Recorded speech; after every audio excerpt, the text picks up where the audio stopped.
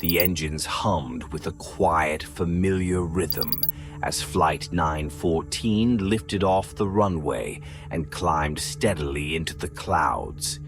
It was just past noon in New York, and Captain William Strong had guided dozens of flights like this before.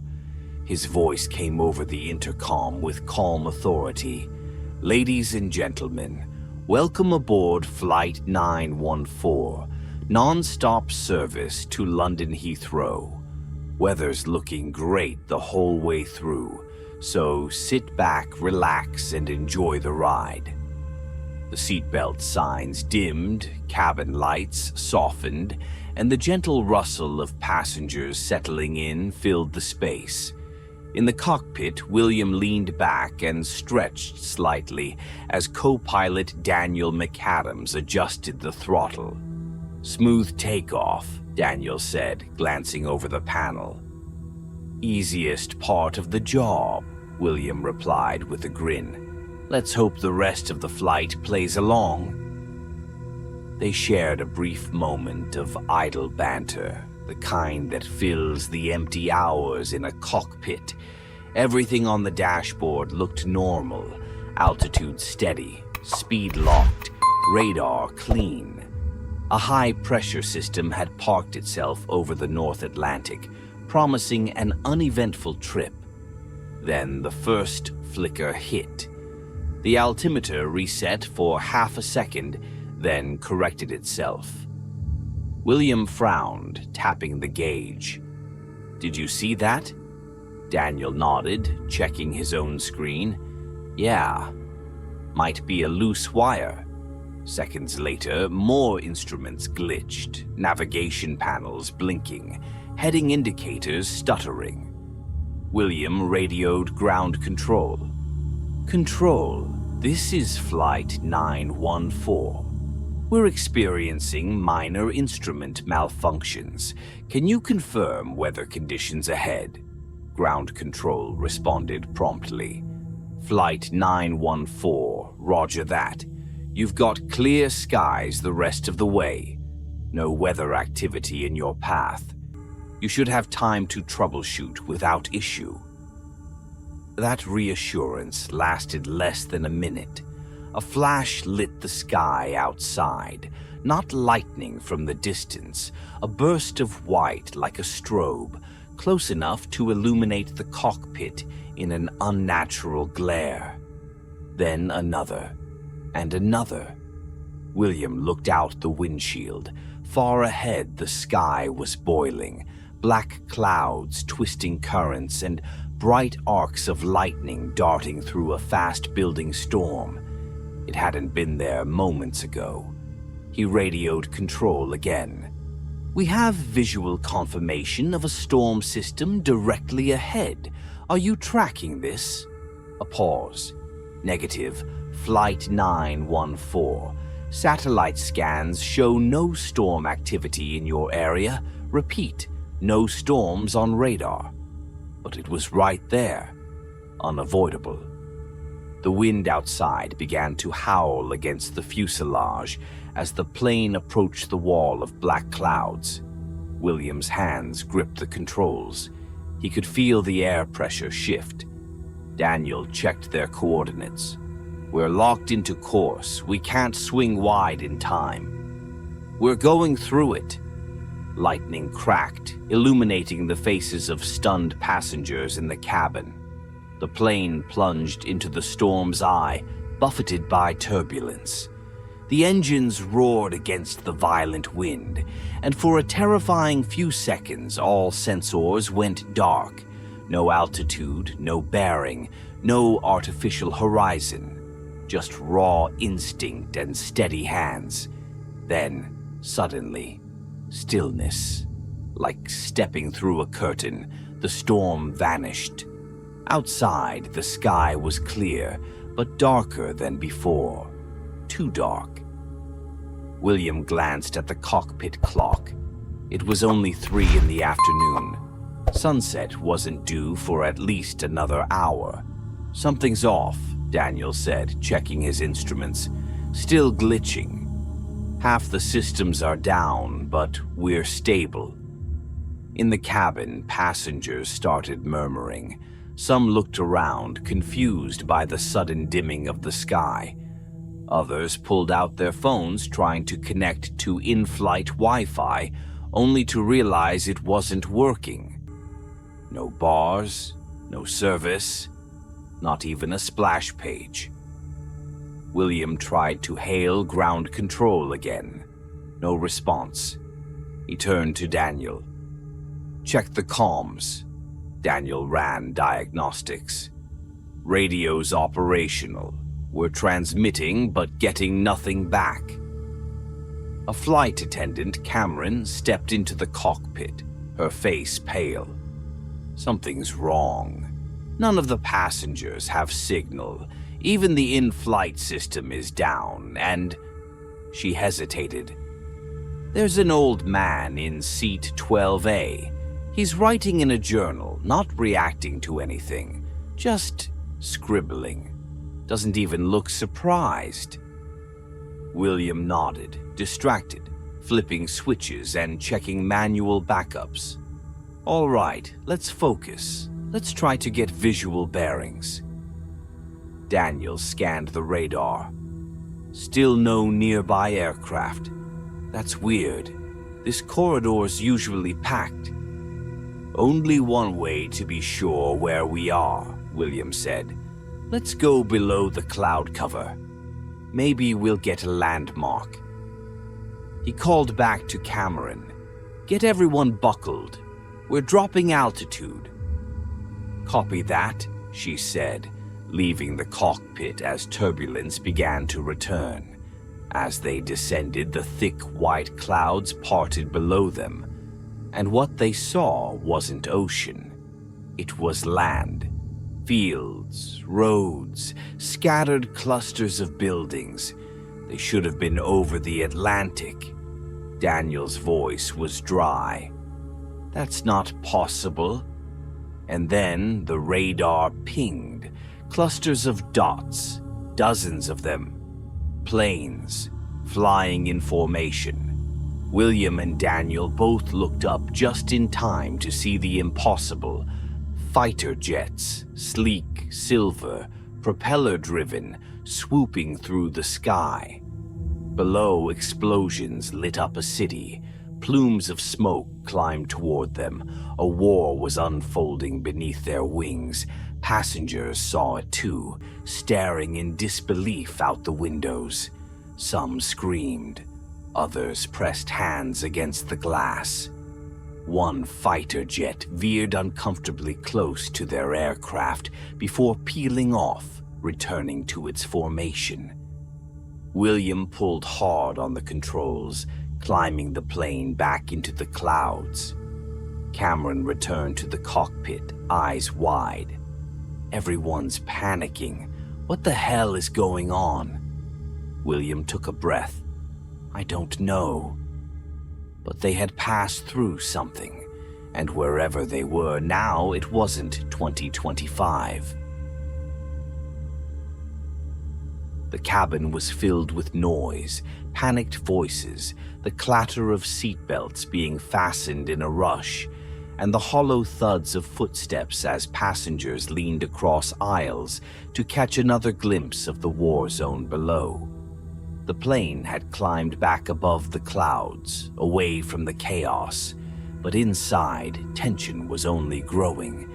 In the cockpit, Daniel scanned the blank radar and said, "Still no other aircraft, just static. That's not right." William didn't respond.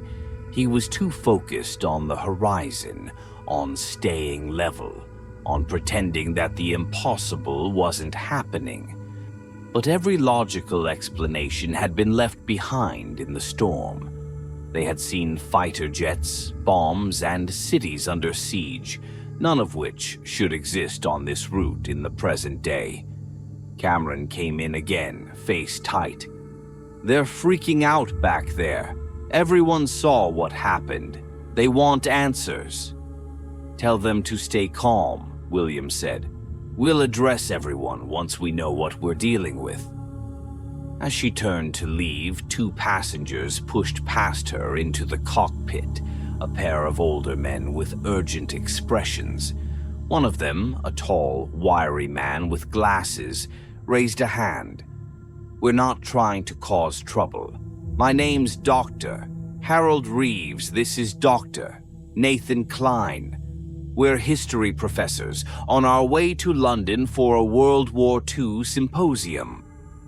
William didn't look away from the controls. "This is a restricted area.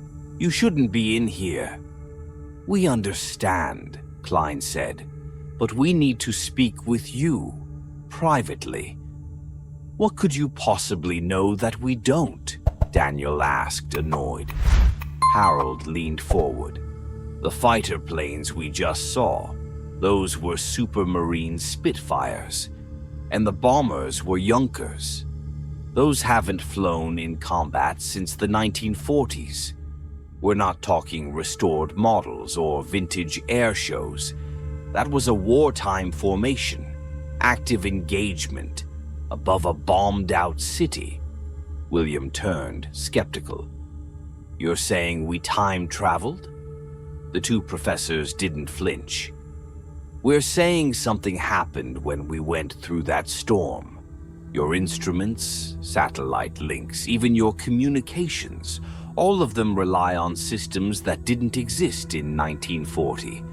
That storm, whatever it was, cut us off. Nothing is working the way it should." Daniel scoffed.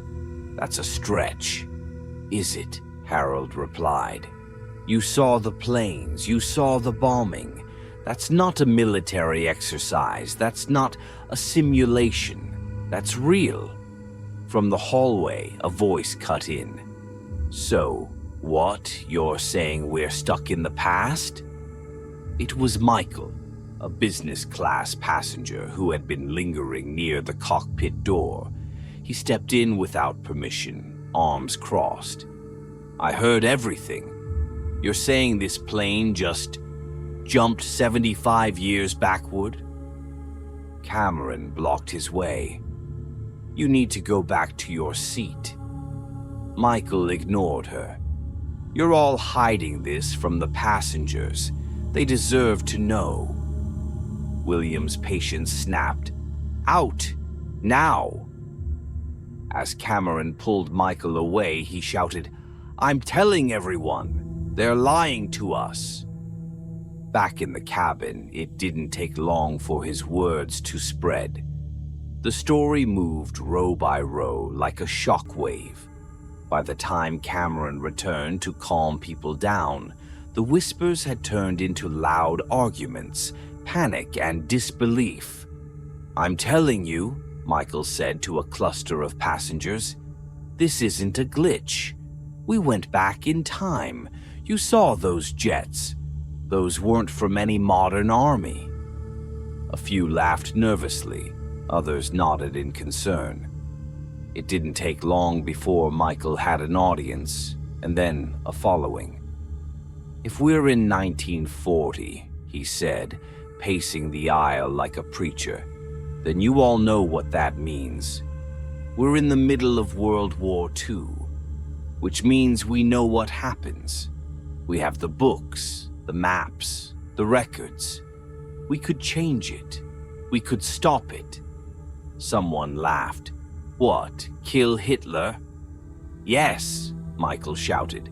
"We know his movements. The professors brought reference material. We could find him. Stop the war before it begins, before the Holocaust, before the bombs." Cameron tried to step in. "That's insane. You don't know anything about what's happening, and none of this is confirmed." But Michael had momentum. "Think about it. We're already here. What do we have to lose?" 2 large men stood up from their seats, U.S. Army veterans on leave. One of them, Sergeant Wells, stepped forward. "You're gonna get someone killed," he said. Michael sneered. "You scared?" "No," the soldier replied. Just not stupid. Michael charged at him. The brief scuffle that followed ended in less than 10 seconds. Michael and 2 others were flat on the floor, breathing heavy and clutching bruises. The soldiers didn't gloat. They just stood tall, glaring. Sergeant Wells spoke loud enough for everyone to hear. Even if this time travel crap is real, and I'm not saying it is, trying to interfere with history is suicide. If we fail, if they capture us, they'll get their hands on this plane. The tech, the books, everything. The crowd fell quiet. In the cockpit, William and Daniel were trying everything to re-establish communication. After what felt like an eternity, a crackling voice came through the radio. "Identify yourself. Repeat. Identify yourself." William leaned in. "This is Flight 914, civilian aircraft out of New York. Who is this?" A pause. Then, "This is Corporal Nigel Sheffield, British Army. You're in a restricted airspace. There's no civilian flight scheduled. Identify yourself again." Daniel's voice was tight. "Can you tell us the date?" Another pause. "June 17th, 1940. Silence in the cockpit. William looked back at the professors. "You were right." They nodded grimly. Nigel's voice returned. "This better not be some kind of joke." William replied, "I assure you, it's not. We need help. We're not from this time." The professors leaned forward, asking to speak directly to Nigel. William hesitated, then handed over the mic. They explained what the plane had seen, what they believed happened, and tried to gain Nigel's trust by predicting the outcome of the Saint. Nazaire bombing he had just witnessed. "We're not mad," Klein said. "You'll see reports of it. Look for the details we gave you. Then you'll know." Nigel promised to check and radio back in 30 minutes. But the professors had barely left the cockpit before Michael stood again, bruised but undeterred. They just admitted it. Time travel is real. We are in 1940. This time, when he spoke, fewer people laughed. He pointed out the bombers, the war zone, the blackout in communication. "We know what happens next in this war. Why waste that knowledge? Why not fix it?" By the time Cameron stepped in again, it was too late. Michael had already swayed half the cabin, and something dangerous was beginning to take root. The plane flew steady above the clouds, but inside the atmosphere was anything but calm. Tension clung to every surface, like the pressure before a thunderclap. William stared blankly at the instruments still barely functioning, while Daniel silently monitored what was left of the radar. They were in 1940. No satellite data, no ground control, no GPS. Just the sky, and their best guesses. Cameron returned to the cockpit. "Michael's riling them up again. Now he's got people seriously talking about trying to kill Hitler." William shook his head.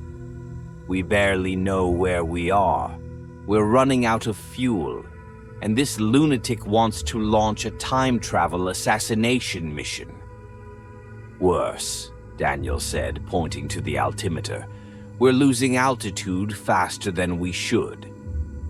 Then he saw it. On radar, 2 blips, then 4, then 12, all moving fast. "German aircraft," Daniel muttered. Before William could even respond, the cockpit window lit up with sunlight gleaming off silver wings. Fighter planes were surrounding them again, this time in attack formation. the German Luftwaffe. "Brace," William shouted. "They're engaging." Gunfire tore through the air. The plane rocked violently as bullets slammed into the fuselage. One round pierced the side of the cockpit, grazing Daniel's shoulder. He gasped, clutching the wound, blood already seeping through his uniform. Cameron rushed in with a first aid kit. "We've been hit." "I can see that," William snapped, turning the yoke. "Hold him steady." A second burst of fire rattled the body of the plane. The cockpit windshield cracked at the edges. Lights flashed red across what was left of their panels.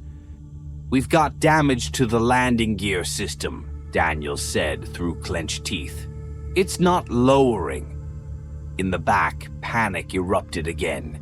Screaming, crying, confusion. Oxygen masks didn't drop. The system hadn't registered the breach. A hole in the side of the fuselage howled like a siren. Somehow the cabin pressure held. Cameron used a towel to plug the hole as best as she could. "This is ridiculous," she muttered under her breath. William leveled the plane and climbed, twisting between the German jets. His piloting turned desperate and precise, spinning, diving, banking in ways no commercial aircraft should have been able to survive. But it worked. The fighters fell back. For now. "Tell the passengers the truth," Cameron said. "If they believe it, some of them might actually be able to help." William hesitated, then nodded. He stepped out of the cockpit and addressed the cabin. "We're not in 2025, we are in 1940. This is not a drill, not a hoax. We were caught in some kind of weather phenomenon, and we're trapped in the past. We've been hit. We need help, practical help. If anyone on this plane has any mechanical or engineering experience, we need you now." A woman in her 30s raised her hand. "I'm Teresa, mechanical engineer." A man followed. "Hector, maintenance supervisor at JFK. I've got tools in my carry-on." William brought them both to the underbelly access hatch. Teresa quickly found the gear bay doors were jammed. With Hector's help, they pried them open, but the gear itself was stuck. Something had wedged between the hydraulic arms. "It's metal debris," Teresa said. "Probably from the gunfire. Someone's got to go in and pull it out manually." "I'll do it," William offered. "No," Hector said. "You're the pilot. Plane needs you more than I do." Without another word, Hector clipped into a safety line, crawled into the narrow compartment, and disappeared inside. The entire cabin held its breath. 10 minutes later, the gear clunked down into place. Hector crawled back out, grease-streaked and shaking. Cheers erupted in the cabin as he returned, but the celebration didn't last. Radar lit up again. More fighters, this time with missiles. William yanked the controls, diving as the first explosion hit near the tail. Shrapnel tore open a wide section of the fuselage. Passengers screamed as several were pulled out, gone in an instant. The plane rocked violently, but William didn't slow. Above them, 2 German fighters lined up for another strike until they exploded mid-air.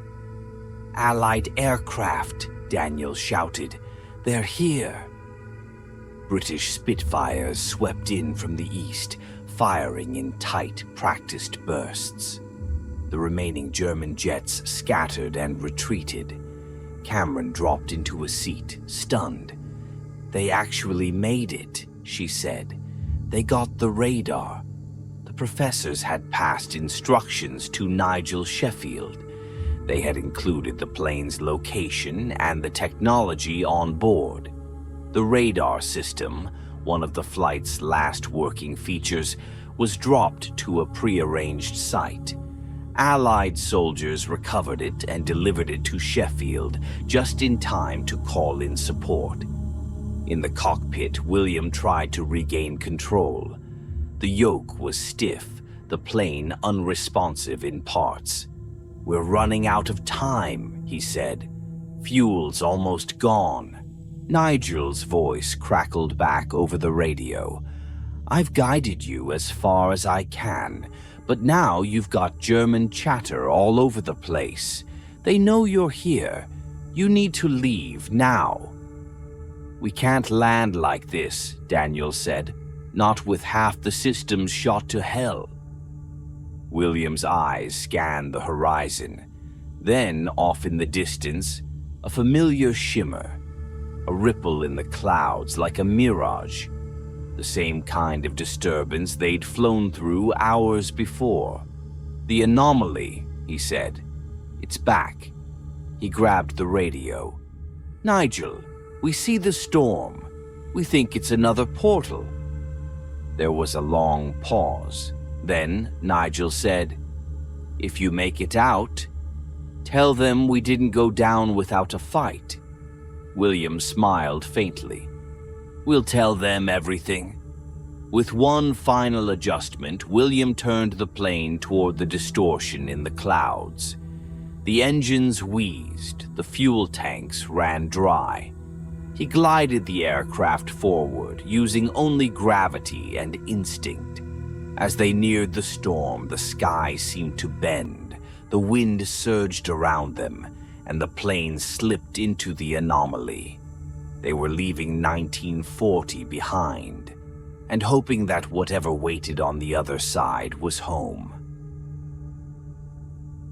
The sky twisted around them as the plane pushed into the heart of the anomaly. Lights danced across the windows, white, violet, gold, then vanished into blinding white. For a breathless moment, there was nothing. No sound, no movement, just silence. And then, turbulence slammed the aircraft. The plane bucked as if resisting the return.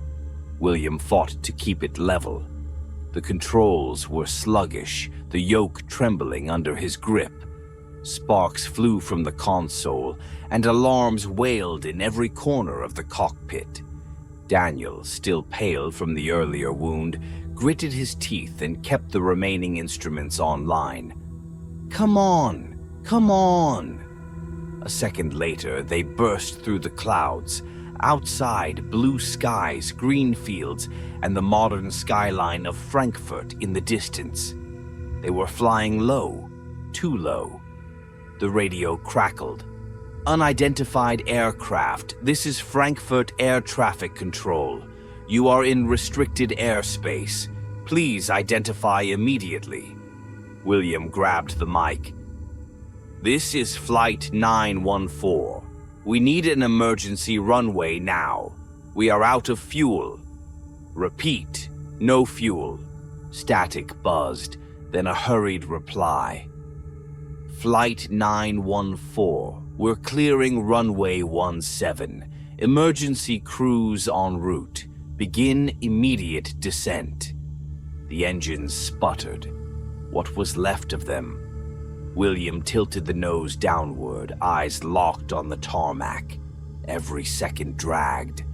The wind screamed past the windows. He gripped the yoke so tight his knuckles turned white. They hit the runway hard. Tires screeched. The plane jolted. Metal groaned under the strain. But it held. The aircraft rolled to a halt at the far end of the runway, engines dead, smoke curling from the fuselage. Silence. Then the cabin exploded with cheers, sobs, laughter, every emotion that had been pent up during the impossible journey. William slumped back in his seat, chest heaving. They had made it. He turned to Daniel, who gave him a weak thumbs up. Cameron appeared in the cockpit doorway, her face streaked with tears and soot. "We did it," she whispered. "Yeah," William said. "We did." Passengers began disembarking. Medics rushed aboard. Reporters gathered behind the security line. But amid the chaos, William noticed something. Seat 12A was still occupied. The old man, who had barely spoken the entire flight, was sitting calmly, scribbling into his diary. William walked down the aisle slowly, quietly, and stopped beside him. The man looked up. "Captain Strong," he said with a knowing smile, "you brought us home." William stared at the notebook in his lap. The handwriting was neat, precise. The page title read, "Radar Implementation and the Turning of the War." A personal account. William's eyes moved to the name on the bottom corner of the page. Nigel Sheffield. His breath caught. "You," he whispered. "It's you." Nigel gently closed the book. The same eyes, the same voice, but aged, weathered. This was Nigel Sheffield, older, living in this time now, but unmistakably the same man who had guided them in 1940. "You helped us get back," William said. "And you helped me understand the future," Nigel replied. How are you here? How did you know?" Nigel didn't answer. He stood slowly, tucked the diary into his coat, and stepped into the aisle. He looked at William one last time. "No one will ever believe it," he said softly. "But some things don't need to be believed to matter." He walked off the plane, past the stunned crew, past the reporters and flashing cameras, and disappeared into the crowd. William didn't follow right away. He just stood in the aisle, trying to reconcile the impossible truth. They had gone back in time. They had changed history, and history had changed them back. Later, as emergency teams finished their checks and officials swarmed the flight manifest, someone asked William for a report. A full debrief. They needed to know what happened up there. He looked out the window at the fading figure of Nigel Sheffield. Then he turned to the officer beside him. "You wouldn't believe me if I told you," he said, "but I'll write it down." And he did. The story of Flight 914 wasn't over. It had just become history.